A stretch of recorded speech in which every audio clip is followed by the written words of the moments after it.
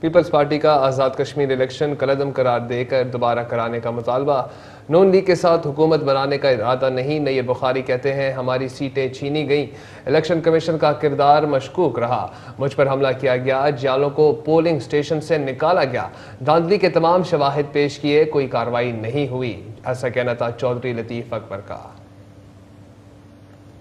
Mirpur division میں بھی seats Peoples party کی چھینی اور ہمارا موقف بڑا واضح آیا اور چیئرمین بلاول بھٹو زرداری نے اپنا موقف واضح کیا اور یہ مطالبہ کیا متعلقہ اداروں سے اور ان کی حکومت سے بھی، یہ جو عمل آپ نے میرپور میں کیا اس کو مظفر آباد ڈویژن میں اس کو دہرایا نہ جائے۔ ان کا موقف ہے کہ جی پونچھ سٹی کا الیکشن نہ کروایا جائے اور باقی جو ڈسٹرکٹس ہیں پونچھ ڈویژن کے ان میں الیکشن کروایا جائے۔ یہ ایک اور سلسلہ شروع کر رہے ہیں ریگنگ کا، دھاندلی کا، جبر کا، اور وہ بات اسٹیبلش ہوگی کہ 2 اگست کے رزلٹ سے کہ 10 کی 10 سیٹس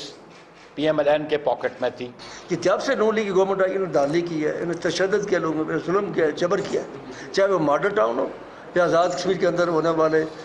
LA9 کوٹلی میں انہوں نے ایک بندہ وہاں پہ شہید کیا، میرے حلقے میں ایک بندے کو شہید کیا گیا الیکشن کے ڈے پہ۔ یہ ہم نے الیکشن کمیشن کو آن ڈے آف الیکشن یہ بتا دیا تھا کہ 14 پولیس اسٹیشن پہ